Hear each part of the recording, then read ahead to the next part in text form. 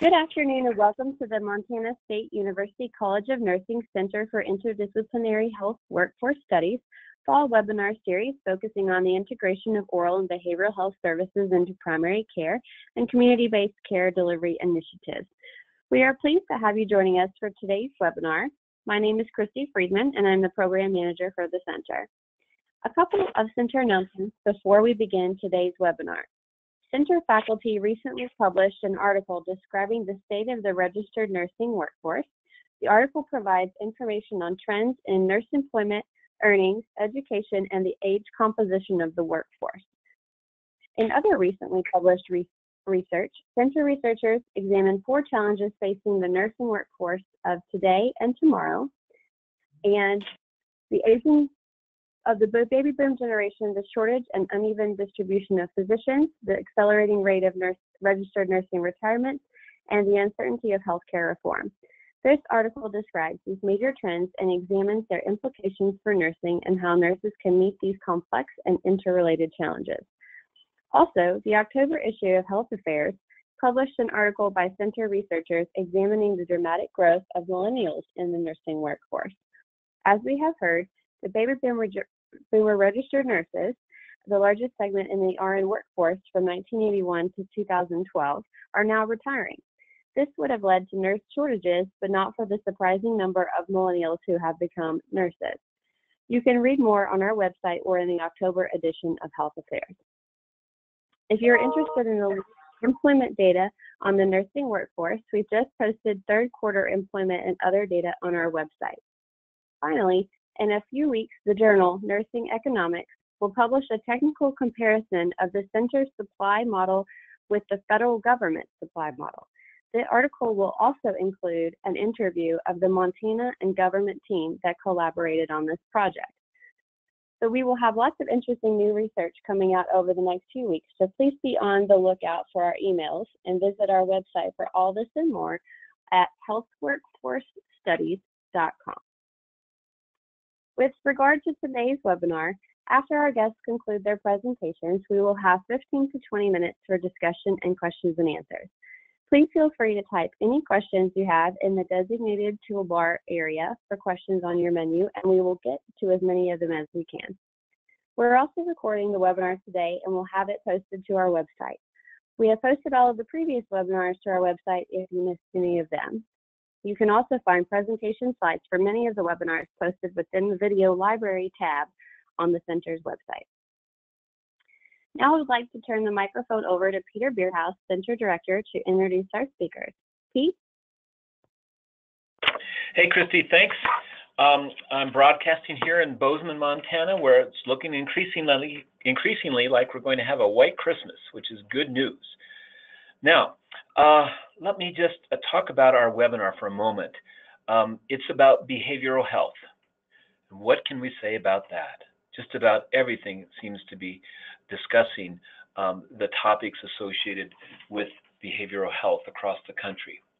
We're seeing that all types of behavioral health issues are increasing, and they're increasing throughout all segments of society. Most of us probably know someone with behavioral health problems. Behavioral health issues are receiving more attention in the media, particularly around increasing alcohol and drug abuse. Yet federal projections of the behavioral workforce suggest a current shortage of over 250,000 behavioral workers, a shortage that is likely to worsen before it improves. Now, in response to these challenges, the federal government has established payment parity so that behavioral health services can now be billed like physical health conditions. Medical homes and others have begun incorporating behavioral health into primary care practice, and more of the nation's nearly 1,000 accountable care organizations are beginning to implement behavioral health initiatives. Well, despite these responses, the outlook for improving, let alone decreasing behavioral health problems in the country remains highly uncertain. Which brings us to today's webinar, which focuses on how communities can become involved, and some would say must become involved, given how behavioral health problems tear at the fabric that stitches communities together. Across the country, communities are searching for answers realizing that health professionals cannot address these issues alone. So what can be done? How can communities come together to address the growing impact of behavioral health? Can community resources be more effectively used, and if so, how? Is there a role for hospitals and health systems? How can ordinary citizens become involved and lead? What can businesses do, and how can they be involved? These and other questions are being asked here in Bozeman, Montana. And today's webinar will provide some initial insight on how our community is pulling together to address these questions. So I am pleased that John Hill and Dr. Ann Rich are here to talk about our efforts here in Bozeman. Briefly, John Hill is the President and Chief Executive Officer for Bozeman Health, which is an integrated care delivery system caring for Southwest Montana. He has more than 20 years of experience in executive healthcare leadership in the not-for-profit, faith-based, nonprofit, and physician healthcare sectors. In 2010, John was named to Modern Healthcare's Up-and-Comers list of future healthcare leaders. Joining John is Dr. Ann Rich. Ann is who is board certified in psychiatry and psychosomatic medicine. Dr. Rich practices as a psychiatrist with the Gallatin Mental Health Center and is a member of the Bozeman Health Deaconess Hospital medical staff. Dr. Rich has an extensive background working in behavioral health practice and in education. So let me welcome John and Ann, and thank you for joining us today, and I'll pass the microphone over to you. Take it away. Thanks, Dr. Bierhaus. We're pleased to be here to tell the story of Bozeman Health, and more specifically, the story of the Bozeman community as we look at the challenges that we have in the behavioral health side of how things work within our town and throughout the region. And so we're pleased to share that journey with you. Maybe I would start off by just giving a brief background of Bozeman Health as well as the Bozeman community and the surrounding area. First, Bozeman Health is an organization that's been within our community for well over 100 years. It has a heritage as a faith-based nonprofit hospital system, and so we are very hospital-centric in our past, and we continue to emerge and invest and develop as an integrated delivery system where we've acquired physician practices, and we're looking to continue to invest in post-acute services and a variety of elements of the service or of the continuum of care across our delivery system. And we have two locations, hospital locations, one here in Bozeman, Montana, the other in a small community, Big Sky, Montana, and then we have a series of clinics throughout our town as well, and very pleased with the growth and trying to keep up with how fast Bozeman itself is growing. If we look at Bozeman as a community, we consider ourselves a micropolitan area. We continue to see amazing growth happening not only within our town, but throughout the region.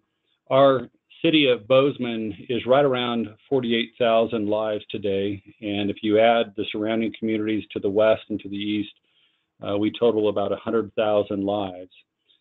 There are some projections that would put us in about 200 to 250,000 lives over the next 10 years, and we have just tremendous growth happening within the IT sector, manufacturing. Obviously, the University of Montana State University is a strong growth aspect of our community, and of course, healthcare. We continue to grow as an organization, adding physicians and new staff on a daily basis.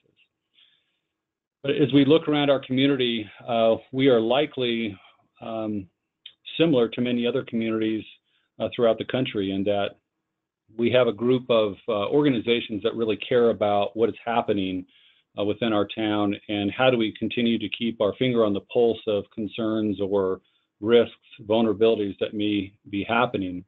And so when I arrived in the organization about a year and a half ago, I set out, as most leaders do today, is trying to understand a little bit more about the community and about the organization. And so I conducted a series of listening sessions for a period of 6 to 8 months. And during that time, I was well acquainted with what Bozemanites consider as important to their healthcare delivery system, but we continued to have a question, and it was a persistent question around behavioral health services. So the mental health concerns within the community, addiction services, and some of the challenges that community leaders as well as members of our own team within Bozeman Health were starting to ask. And so having had some experiences prior to my arrival in the community, I started to really attune my listening and my thoughts.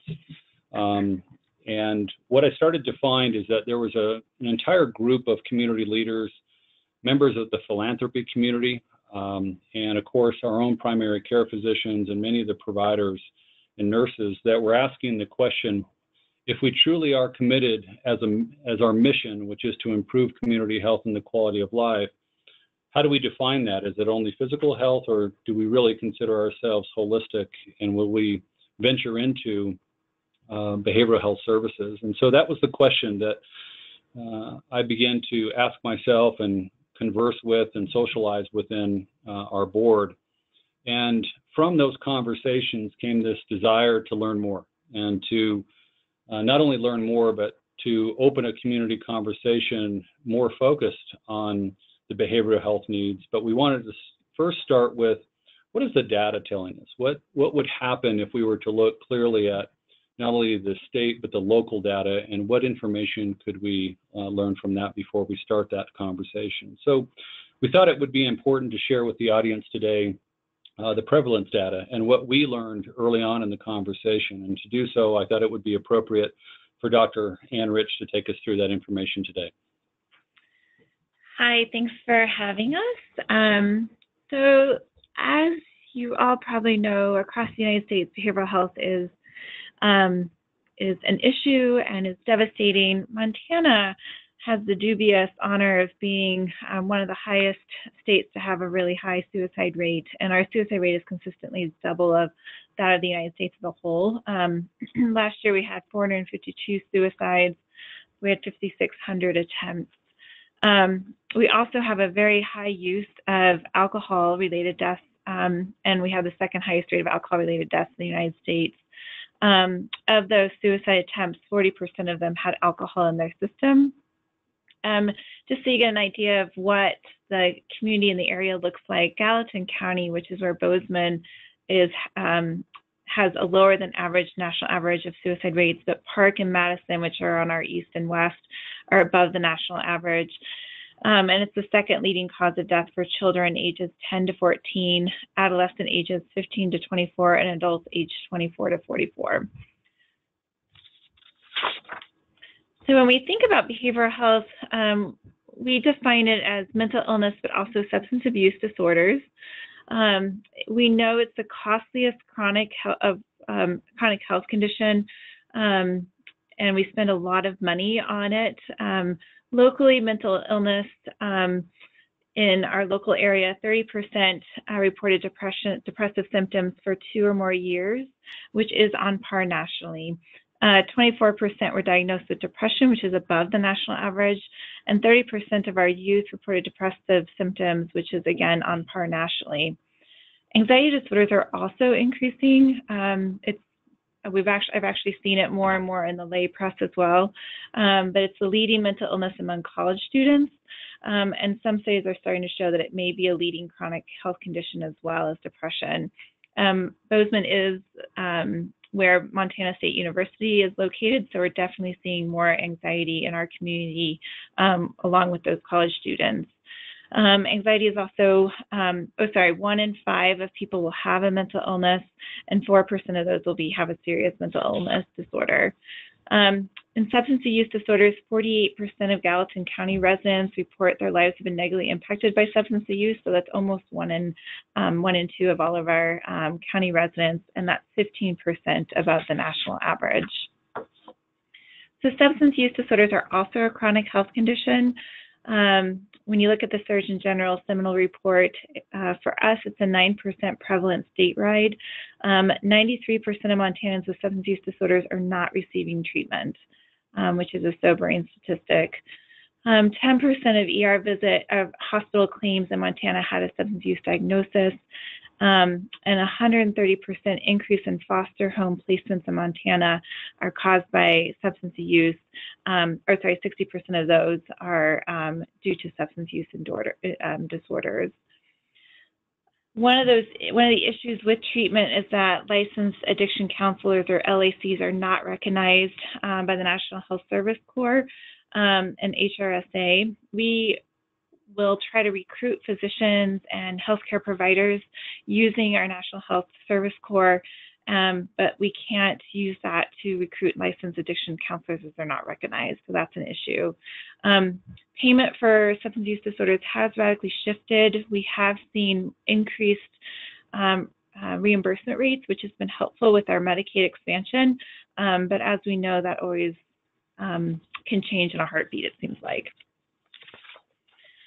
Behavioral health is everyone's challenge. Montana is one of the top 5 in per capita spending public on mental health, with some of the poorest outcomes. So we are putting money out there, but our outcomes are not responding to that. So the question is, what are we, how are we adequately using this resource?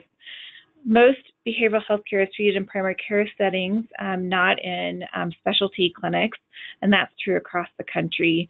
All of Montana's counties, except for Yellowstone, which is where Billings is, are HRSA designated healthcare professional shortage areas for behavioral health.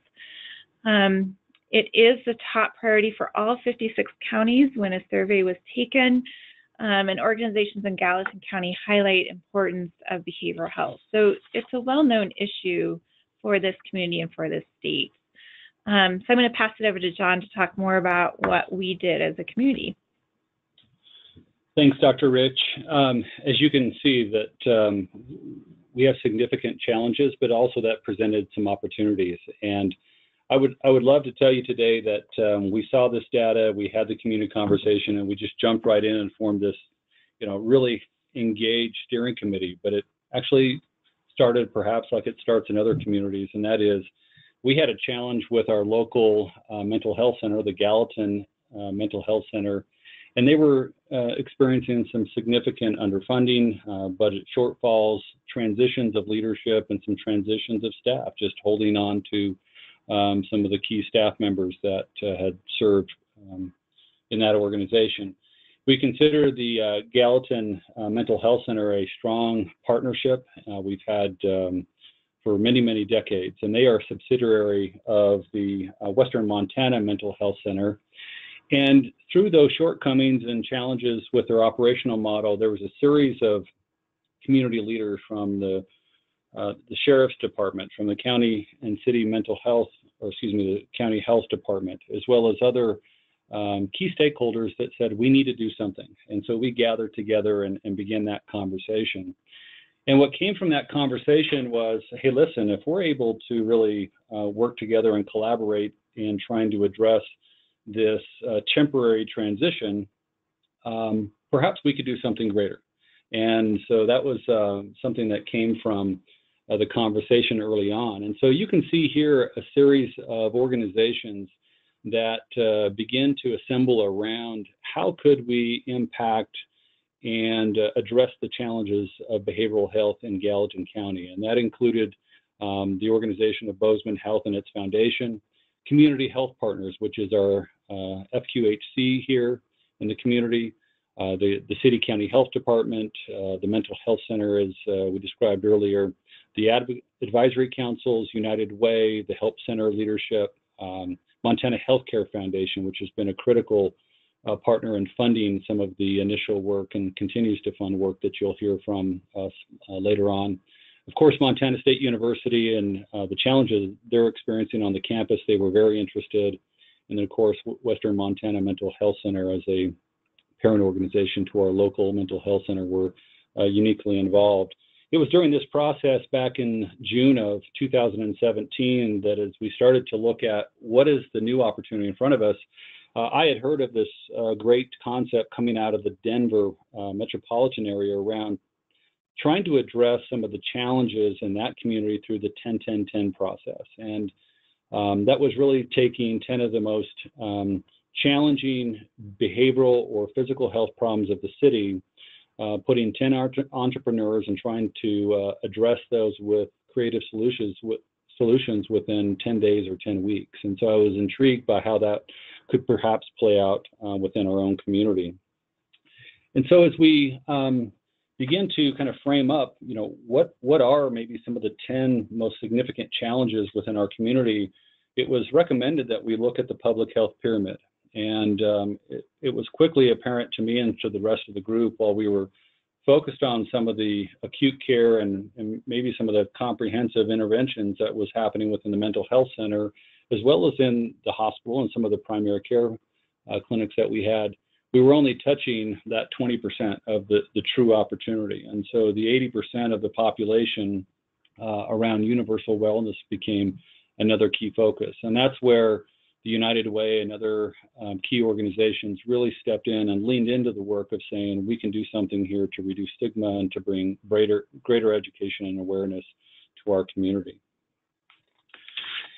As we went through the process of the pyramid and really starting to focus in on, what are the 10 challenges, it was a couple colleagues within that collaborative that said, hey, listen, 10 may be too much. We're just starting the work, and let's see if we can streamline that down into 5 key focus areas. And it was during those conversations that we really started to coalesce around improving access as one key focus area, how to support our behavioral health providers, and we'll talk a little bit more. That obviously now includes our primary care physicians being an important cohort within that segmentation. How would we enhance coordination across the entire continuum? And how do we advance the awareness and education? And of course, where we started, which was how do we really develop an enduring model to ensure that we have effective crisis intervention within the community? And so that led to an idea that we would actually bring a community conversation and start with maybe 50 or so individuals within the community and perhaps in the state that would be interested in helping inform us. And so we kind of came with this notion that if we could get 50 people around the table to validate what we were thinking in these 5 key focus areas, to frame the challenges appropriately so that we would have something to work with, we sent out a series of invitations, and it was an overwhelming response to us. In fact, not only did we get 50 participants, we quickly reached 100 participants, and I think the day of our community workshop on October 10th, 2017, it turned out that we had 20 unexpected guests, and everybody was highly engaged. I should also let you know that some of this was unforeseen, and that the 10-10-10 concept, I thought, well, shoot, if we can just get started maybe on October 10th, that would be a good day. Well, coincidentally, that's the World Mental Health Day. And so we really did find our way into a meaningful conversation on a day where everyone was celebrating a meaningful body of work within our community. So we were very pleased with that outcome. As we started to work through the conversation that day and having a series of representatives from across the community, you can see a list of everyone that would come in to those conversations. We had the police chief, we had policymakers at the state level, we had those representing faith-based organizations and other nonprofits that were truly interested in how they could support and enhance services around behavioral health. Of course, Montana State University was a key representation and a stakeholder within the group, and many others that really did take the opportunity to learn more of what was happening in the community and added to the rich dialogue that occurred throughout the day. About midway through the day, as we started to kind of open up and give a series of information, we went into a panel conversation. And the panel conversation really helped define the current thinking around what the focus areas were and how we came about those focus areas. And it was great, a conversation led by Jason Smith of the Bozeman Health Foundation. Dr. Ann Rich was there to talk a little bit about improving access. And of course, Matt Kelly from our county health department in supporting the providers. Ellie Hill, a consultant working with the United Way, talking about enhancing coordination. Danica Jamison, advancing awareness and education as the CEO of United Way, and of course, Michael Faust, who was a new leader that joined us midway through this process from the Gallatin Mental Health Center, talked about ensuring effective crisis intervention. And I think in the conversation, it really did illuminate our thought process and allowed the audience to ask questions and perhaps even refine that, which was the outcome of that process. We engaged the audience throughout that day through a series of what we call audience response questions. It's a electronic polling system where you can log in using your cell phone, and we had a tremendous amount of data that was gathered just from the respondents throughout that day. But of note, we had a question: how hopeful are you that through our collaboration and the efforts that we're bringing today, will we make meaningful progress in improving behavioral health within our community? And this was a key question for us because we wanted to know, was there apathy, was there skepticism or cynicism that may be apparent in this? And we were very pleased to see that 41% of all respondents, and we had 91 in total, so we had a few that just resisted the opportunity to respond, but a good sample size for the day. 41% were very hopeful, 45% were hopeful, and 13% were neutral. And we were able to query that a little bit to find out more what perhaps we were missing in the process. So we also in the afternoon took the opportunity to move into breakout sessions, and we had professional facilitation, some supported through the various organizations and some just individuals that donated their time who are professional facilitators to really get into each of the 5 focus areas.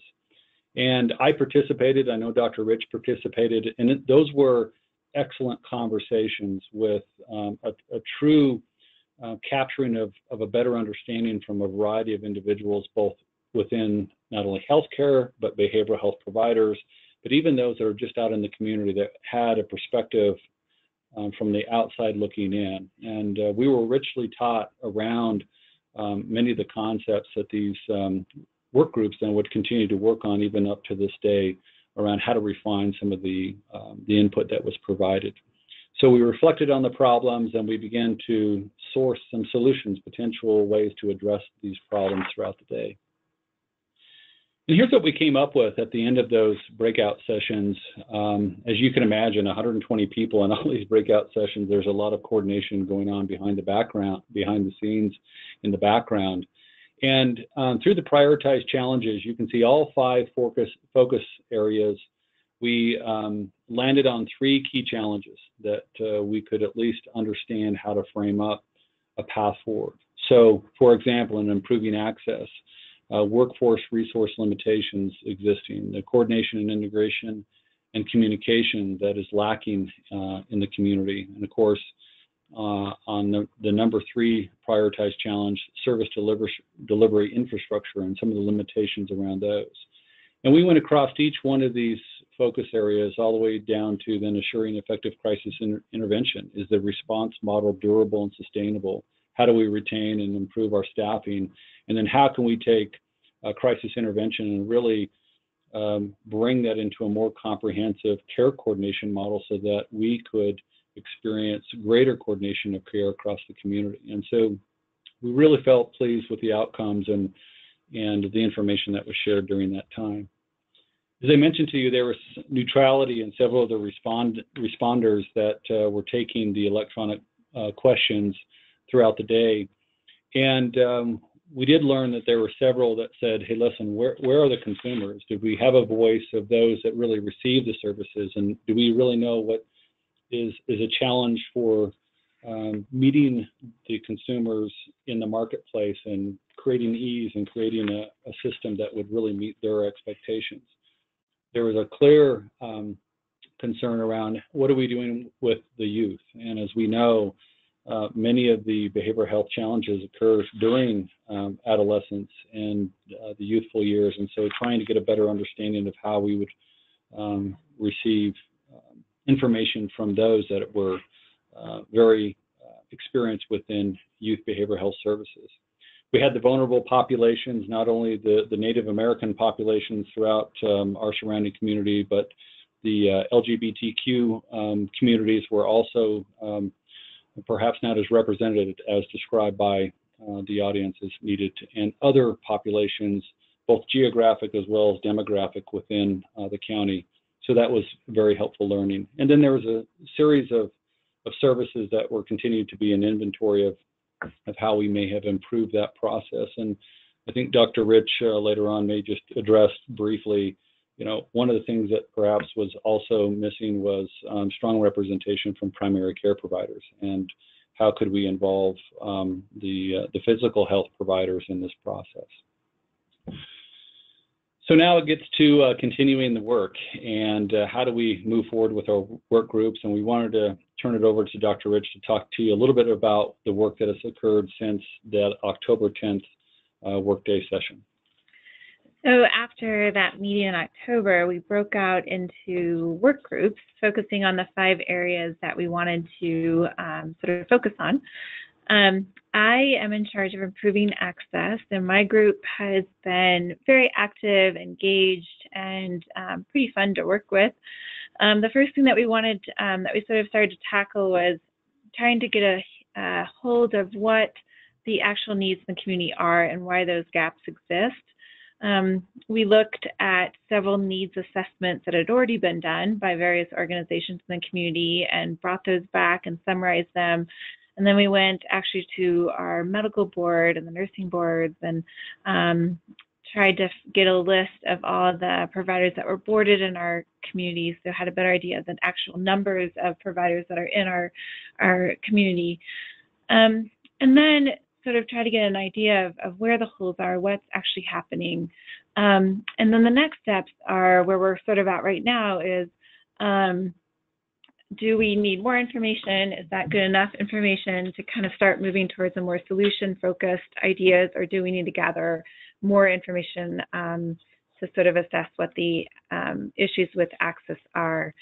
And I can certainly talk more about the access issues, as this is my work group, than I can the other ones, but I think for Bozeman Health, the issue, or Bozeman in general, the issues with access are many and across the spectrum, from not having the right infrastructure, so not having inpatient units, active community teams, to also just having a very focused private practice model, which does a great job serving sort of what we in the sort of your not acutely mentally ill patient population, but we're sort of falling short in our acute population and in our more chronically ill patient population.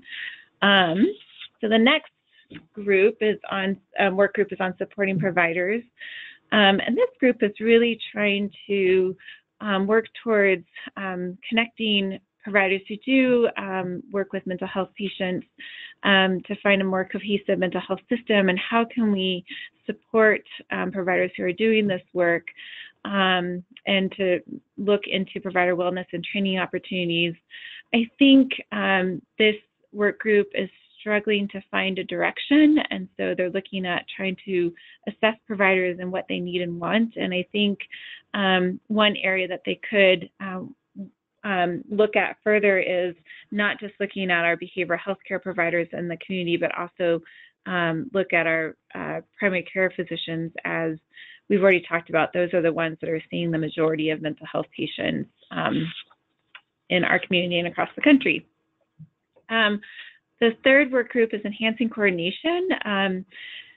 In Bozeman, what was identified as a big problem is that so many people don't know what actually is going on in the community. We don't know all the resources. We don't know all the agencies out there that are providing help and support.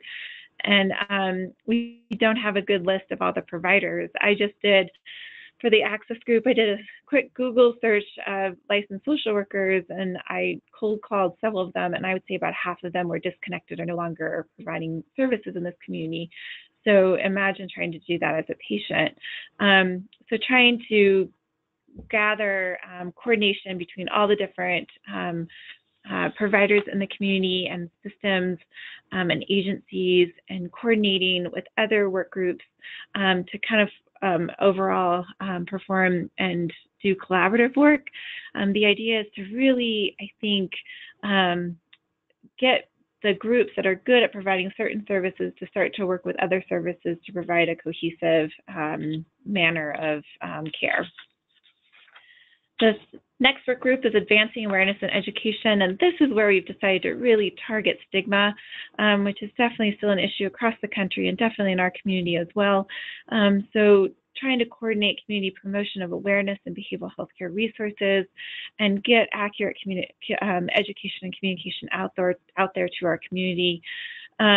Really try to do coordinated community promotion of behavioral health, educational opportunities, and prevention, so signs and symptoms and suicide prevention programs.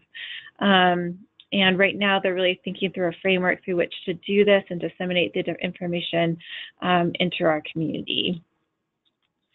And our last work group is Ensuring Effective Crisis Intervention. This one really developed because in Bozeman and the Gallatin and Park and Madison counties, we are having really a difficult time with our crisis intervention. We are struggling to maintain staff on our crisis units and behavioral team units, and it's becoming an issue for this community. So we specifically developed this one to kind of target that. And in this work group, it includes our mental health center, but also our law enforcement and emergency room providers, and to try to sort of see what we can do to kind of shore up this intervention. So they're talking about community systems for effective crisis response and intervention and how to staff this. They recently split up into two work groups so that they can focus on solving the acute problems, because we do have an acute problem right now, and trying to ensure up the system that we have so it can work for now, but then also planning more long-term, how do we envision a new future for crisis intervention so that this crisis doesn't come back again. So that's what we've been focusing on since that October meeting. I'm going to pass it over to you all for questions. Great, thank you so much. And at this point, we would like to collect some questions. So if you will, head over to the questions area on the toolbar. You can type out your question there, and we will pose as many as we can. I'd like to ask if you be as specific in your questions as possible. That will help our speakers answer them a little bit better, including acronyms. Sometimes we don't always know the acronyms. So if you would like to do that, first I'd like to see if Pete would like to ask a question to start us off. Thanks, Christy. John and Ann, thank you very much for giving us a very informative look at how our community is beginning to come together to tackle the issues around behavioral health. And I guess what I found myself wondering about is if you had any advice for another community or people who are listening on the phone who are thinking about, we need to do something like this in our community. Could you give them some advice on how you might go about organizing that? Did you learn some things looking back that might be helpful? Yeah, Peter, thank you for that question. And both Ann and I are smiling here because there is a tremendous amount of learning as you go into this process. And there are a few times when you say, I wish I had that time back to go back and perhaps approach it a different way. And I would say sitting on the steering committee with the organizations that I described earlier, we originally started in the conversation because we were trying to solve a problem with the local mental health center and perhaps losing some crisis intervention services in the community. And yet we jumped into this, well, we think we could do more. And so now we're having a conversation and circling back to say, with a collective conversation occurring, and we've been well served with all of the activity, is there a broader vision that we need to establish? Is there something that we can communicate more effectively to all of the work groups, to the providers, to the community, so that we have a common statement of work, if you will? And I think what's occurred is we've experienced a tremendous amount of excitement, and now a variety of those stakeholders that were in the conversation are really pushing to say, let's don't lose the energy. Let's resolve the challenges and let's move forward fast, because if we don't, our past will tell us that perhaps sometimes we don't come to full completion or at least solve the problems. And so there is a sense of direction. So my statement in a very summarized format would be, state the common or collaborative statement of work up front and have a collective vision, and then share in as detailed process as possible milestones of what we would try to accomplish as a group of community leaders and providers, so that everybody can maintain a sense of connection and communication as to what those milestones look like. Dr. Rich? I agree. As a work group leader, I think the message that I came into, and I will admit I came in pretty late. I got this position, so to speak, about a week before the meeting actually happened. So I scrambled on board, but what I was my time frame was that we were going to meet again in March. And so with my work group, I've been meeting every 2 weeks to try to get some tangibles to bring back to our community meeting again in March. But I think what's happened in the steering committee is that we're now starting to think about whoa, this is not going to just happen in 6 months. We need to sort of think long-term about this, and it's going to be a conversation that we're going to want to continue probably over years. So having a realistic time frame. And then for my work group, that means I'm going to slow them down a bit because I don't want to burn them out. And we probably won't meet quite as frequently, but maybe be able to dig into these issues deeper than I thought we'd be able to. So have a realistic time frame and goals and communicate those from the get-go would be, I think, something we would step back and do differently.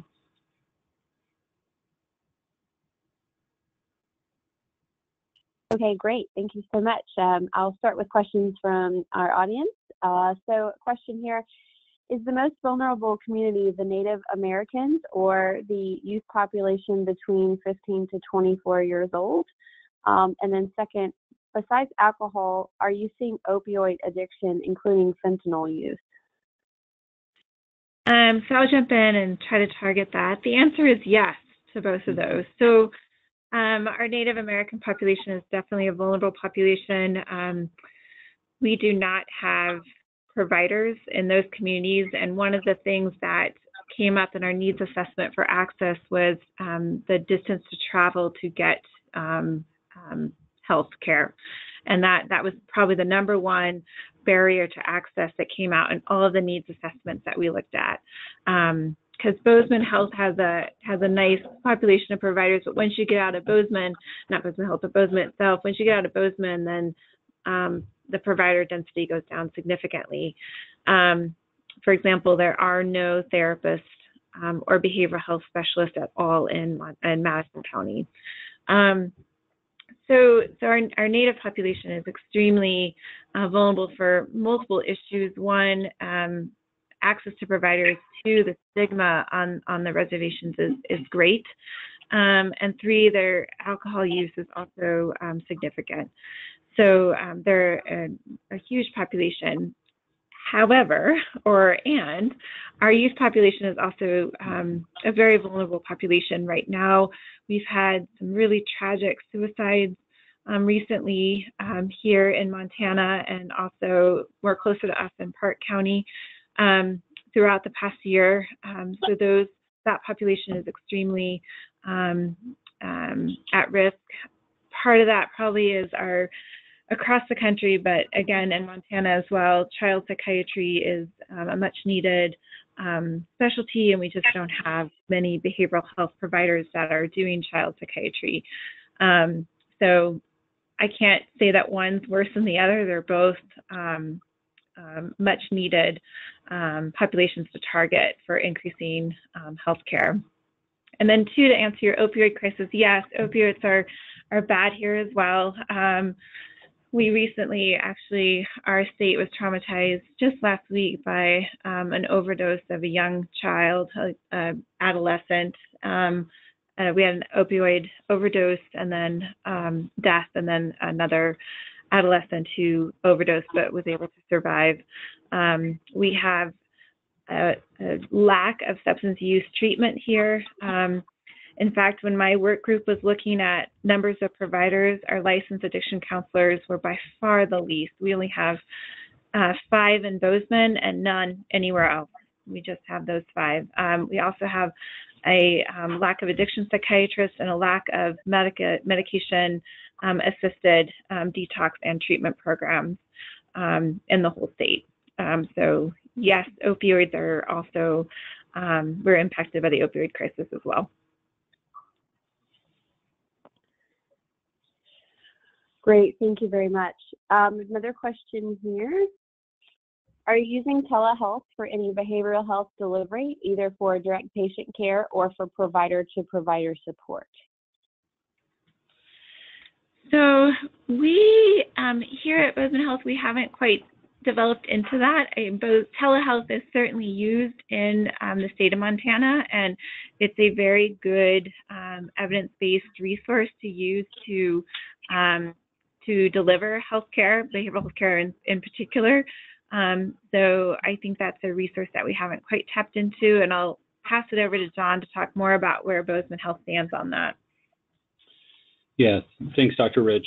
I think both Dr. Rich and I, we were talking about this earlier. We have experiences in different communities and organizations where telepsychiatry and telebehavioral health has been very effective in treating populations not only within the community, but into what we would consider the outreach locations that we described earlier. For example, out on the Native American reservations. In our own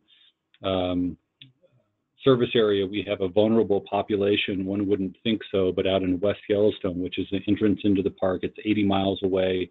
It's a very treacherous drive during the wintertime, and yet we know that the resident population that there is experiencing in certain degrees even the same things that we've described earlier in an exponential fashion and in a clear need. So we are, as Bozeman Health, starting to explore telehealth and telemedicine services. And one of the questions that we have for ourselves is, is that a level of service that we can build on our own, or is that a service that we should partner with other organizations who are effective? And we've been somewhat curious and also receiving numerous requests throughout Southwest Montana to say, is that a service that we could start to offer and support across the board? Just our own journey with telehealth and telemedicine consultation, we've entered into a series of what we'd call pilots or demonstration projects, starting to test that service across some of the diverse geographic areas here, and we've had great success. I would say that our infrastructure as a small community health system, we haven't invested significantly there, but we do have continuing conversations with the philanthropic community around wanting to support innovations in technology. And given the support and the interest that we've had with our behavioral health work, we think that there could be strong support and then therefore the investment in the infrastructure to bring about extending telepsychiatry and telebehavioral health services to our community. Okay, great. I have another question here. Can you give an example in the 10-10-10 program? What does a company do to assist?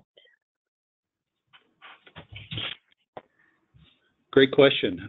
Having not been in the 10-10-10 program, but only read about it, I'll just give you my observations, and I would encourage you to go online and to read more about this. But the concept that intrigued me and specifically the steering committee the most is that it really is taking a problem that key groups or stakeholders are chronically trying to address. So in our community and in community health and with the behavioral health providers, mental health providers, we're trying to figure out care coordination and how do we better exchange communication and really develop our own behavioral health care system that's effective in supporting and meeting the needs of our consumers. And yet we continue to bump up to the same problems, the same time, and we can't seem to solve those. So in the 10-10-10 process, it really does bring in outside individuals that are entrepreneurs or business leaders from outside of healthcare or behavioral health services to take a new look at how do we solve those problems? And the 10-10-10 process really does an indoctrination, if you will, of these entrepreneurs into the challenges and allows them some reflective and contemplative time to say, based on my experience as an entrepreneur or an innovator in business, how would I go and solve that problem now knowing that it's been insolvable for quite so many years? And what are the techniques or tools that we would bring from other industries to help address that? And so from our experience, we've really felt like that was an interesting and innovative approach. And coming in February, it is our hope to have these challenges, the work groups really define the challenges a little bit more, and then we would socialize that with a series of individuals with problem-solving acumen that are apparent not only in our community here, and we have some very innovative and successful leaders that are both retired as well as developing technology companies that could say, hey, listen, when we have a similar problem within our industry, this is how we approach it. And we've had great success. And would this model perhaps fit? And can we adapt it or refine it to help our community solve the behavioral health situation? So we're not there yet. We're starting to track for that and prepare for those conversations in the first of the year. But that's how the 10-10-10 process would work from our perspective. Great. One more question for you. Have you run into any policy barriers that have made this more challenging, or have you found that that's not an issue with your efforts? Yeah, we actually have someone in our room with us today, Bree Dugan, who supports Bozeman Health and other community organizations. She's got great experience in governmental and community advocacy and some of the policy world, so I thought I would let her answer that question for you. Thanks, John. I think certainly mental health parity was the biggest policy change for the better as far as mental health access and availability for populations across the U.S. Going forward, generally access to insurance, period, is always going to be beneficial to patients to have that doorway, even if it's, as they say in the primary care environment, where 70% plus of mental health care is provided in those environments. Just having insurance to allow access to healthcare, period, is going to be a beneficial thing. Some of the potential opportunity areas in the future are with the opioid crisis the president has declared. There may be new funding coming through those pathways that could be leveraged throughout different states and different models in unique ways that are going to be beneficial to the unique populations that they're going to be applied to. But there's always a lot more opportunities, and I think access is the number one way to improve our situation. Great, thank you so much. One more question here. Any opportunity to use the general push towards value-based care models as an incentive to invest in the behavioral health workforce?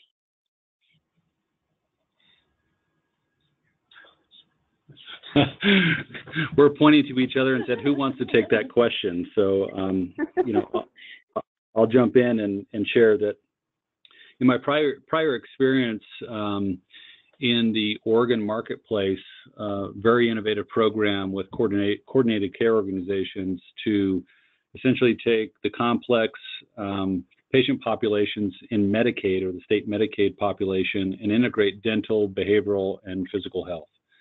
And that was a value-based care model with associated value-based care reimbursement.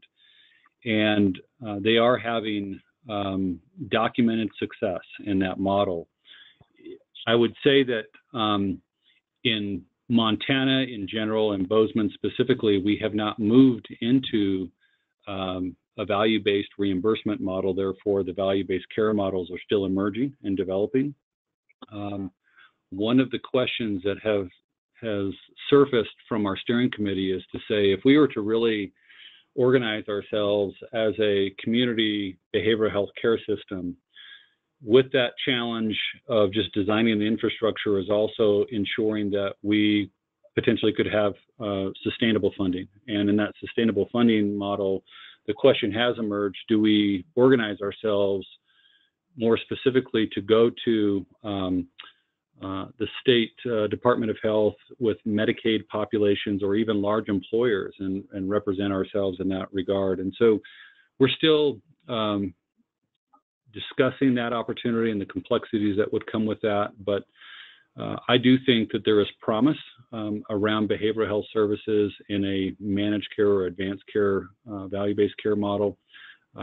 We just have to have the payers and the reimbursement and the funding associated with that. And that's fairly complicated and long process, but we're still very interested and curious as to how that might be able to play out with our group today. Great. I know that's a big question to answer. Okay, one more. How did you involve PCPs in the process? So, not well, actually. And I think that's one thing that we would do different. I think that when the steering committee decided to have the October meeting, we didn't announce it probably early enough for primary care docs to clear their schedules. So we're trying to do a better job with that for our next meeting. Hopefully that'll happen in March. But I think the other ways that we need to involve them is with our supporting providers work group. So far, we haven't really done a great job with that. We've only reached out to behavioral health care providers. But I almost really even hate to separate the two, because we know that primary care docs are behavioral health care providers in this community and across the country. And if you look at burnout rates for primary care providers, one of the number one issues is having to do with the mental health crisis and having to treat these mental health patients. So those are really the folks that we need to support and provide help to in order to prevent our primary care docs from burning out. And I think part of the reason why they're burning out with these patients is that they don't have as much training as I do, for example, on treating these patients, but also the clinics are just not set up necessarily to deal with these patient populations. I get, a nice, good chunk of time to only deal with mental health, to deal with someone's depression, where they are tackling depression, heart disease, pulmonary disease, renal disease, you name it. And I think they feel rushed and like they can't tackle it the way they want to. So engaging them in the conversation and really figuring out where we can best support them is something that we recognize we'd like to do better going forward. If I can add to Dr. Rich's comments, I think that's exactly right. Trying to get primary care providers to take a full day out of clinic and come in and work through this challenge was difficult for us. As we approach our next gathering in the community in early 2018, we have several primary care providers as well as group practices who've actually done a great job in implementing the patient-centered medical home, developing value-based care models around vulnerable populations, working with large employers. And so I do think that there is something definitely to learn from those individual providers, and they're entrepreneurs in their own right, developing these models in a state where we're clearly still in a fee-for-service mentality. And I think having them at the table could be very helpful and illuminating for us as we present the challenges and begin to talk about the opportunities moving forward. So we've said it several times. If we had to do it all over again, we would have had primary care representation from the very get-go, but we still believe that we're in a good situation to bring them in midway through and really define the path forward for us. Great question. Great. Thank you so much to our presenters. I'm going to wrap up our questions there as we're at the top of our hour. Pete, would you like to take just a minute to thank our presenters today? Yes. Thanks, Christy. John and Ann and Bree, thank you so much. It's been a pleasure to listen to you and to learn what's going on here in our own community. It's encouraging. It's also sobering. A lot of challenges yet to go, but I think we can be positive and creative, and I'm looking forward to seeing how things will turn out.